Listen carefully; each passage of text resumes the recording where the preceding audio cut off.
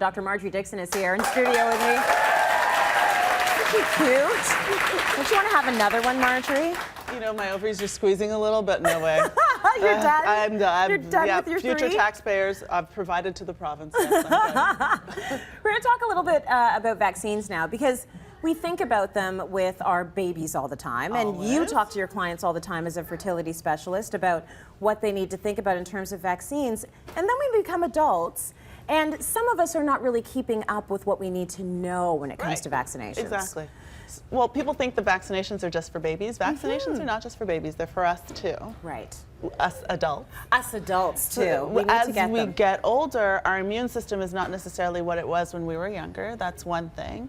And we run around in groups. So, but vaccines are to prevent illnesses that are treatable with vaccines. And we Right. require boosters as adults. So sometimes we take for granted, oh yeah, I had my shots, people say. And actually preconceptionally, I actually counsel patients about particular ones that they need in pregnancy. So for example, before people conceive, it's important to know that they have their titers checked for rubella.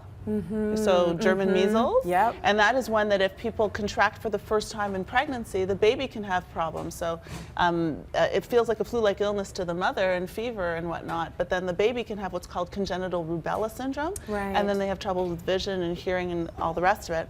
The other one that's a big one for preconceptional counseling and adults is the flu vaccine. So we've heard a lot about the flu vaccine, and as a healthcare provider, it's obligatory. I must get it every year because I'm in contact with so many people and so many sick people. Right. And that is one that's important to have, particularly if you're planning a pregnancy, because it's not so much that your immune system is down, but you're more likely to suffer from the consequences of complications of the influenza. So everybody else will get, you feel awful. Have you ever had the flu? Absolutely, but I get my flu shot every year now. Actually, ever since I think I was pregnant with Eva, I started doing it because there's a lot of pressure to do it, and even though I was a bit like, really, do I really need it? Like, come on. Well, pregnant women are particularly at risk because the pneumonia that can accompany the flu is you're more susceptible to having that complication when you're pregnant and then when you were older. Right. So older, so I just get it done every season and now. the strain changes. So unfortunately or fortunately, we have to keep getting our immunization for influenza. But we talked about younger babies needing vaccines, adults needing vaccines, pregnant ladies needing vaccines, but there are other groups. Seniors need vaccines too. Which are the vaccines that if you're a senior, you need to start asking your doctor about? Yeah, so one of them we just talked about, the flu vaccination area, because your immune system is more susceptible. Another one that is a big one is the shingles vaccine. Have you ever had shingles? I've never had shingles. I've heard awful things about shingles. It's nothing, you've gone through it. I have. It's amazing. When you're immune compromised, when you're stressed out and you have a lot going on, you're at risk. So anybody that's had chickenpox in their lifetime, which is a lot, which most of us, the virus stays dormant in our nerve roots, and then when we are susceptible, particularly after age 50, so 1 in 3 risk. 1 in 3 after 1 in 3? 1 in 3. To have shingles? Yes, yes. So only if you have had chickenpox, because it would be dormant somewhere. Dormant in your nerve root, And at 50 plus, you're eligible to get vaccinated. Yes, the vaccination. And then if you're going, for example, into assisted living as well, after 85, it's 1 in 2. Oh, wow. Yeah, it's significant. I didn't know so that. That's why it's important to understand about vaccinations when we get older, because then there are other communicable diseases that we're at risk for that are really preventable, and shingles is a really bad one.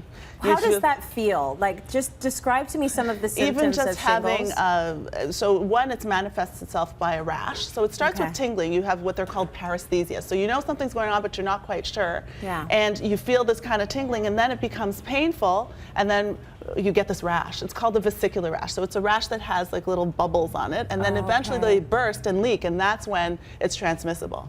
Yeah, and so some people are like, oh, I don't really want it, I don't think I'm at risk. But then you think about the other household risks of older people. So if there's an infant that you live with that hasn't completed their vaccinations for their chickenpox, they're going to be at risk of getting it. And then the complications of it are significant. So that's why it's important. And it's painful, is it not, shingles? It is beyond painful. Just even having clothes on top of the area is unbearable. And then it can be dangerous because if you get it sometimes facially, so it follows what we call dermatomes, or patterns of nerve innervation irritation. So it kind of has a band or strip-like appearance. Right. Or like a shingle Which of is the why it's roof, called a which is why it's shingle. called shingles. But it can be a shingle across your face, and if you have ocular shingles, you can risk blindness and complications I didn't from know that. this. Yeah. So really brutal. And how much are you immune to it if you do that vaccine? Like, does that mean you are not going to get it? It doesn't necessarily mean that you won't get it, but if you do get it, you will have less of an exacerbation of it. So, okay. And then even if you do get it and you haven't had it, that your doctor may recommend that you get it because the long-term complications of it, you can have something that's called a neuralgia, so post-herpetic neuralgia, which essentially just means pain over the area that's long-standing and debilitating and uncomfortable. And then, so the extent of the illness can be abated by it. And then also you'll get antivirals. When you see your physician, you talk about it. If you're having it, they'll also give you the same thing you get for a cold sore, so like acyclovir or valacyclovir, Valtrex, maybe you've heard of. Those kinds of things will also help with the exacerbation of that.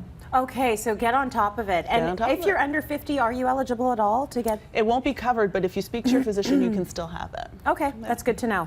Anything else that we need to know about in terms of vaccines? What about Hep A and B?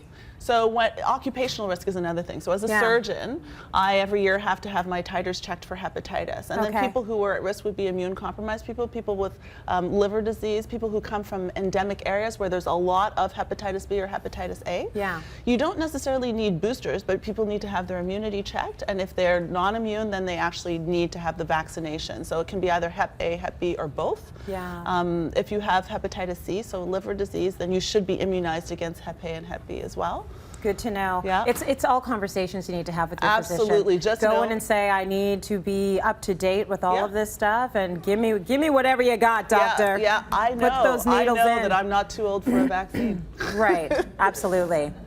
Since we're talking about health, we're encouraging you all to stay warm and healthy this season. So our audience will take home an all you need is tea and warm socks mug and a variety of teas. Tea's really good for keeping you healthy. And we're going to draw for this Stay Warm prize pack after the show. Enjoy that.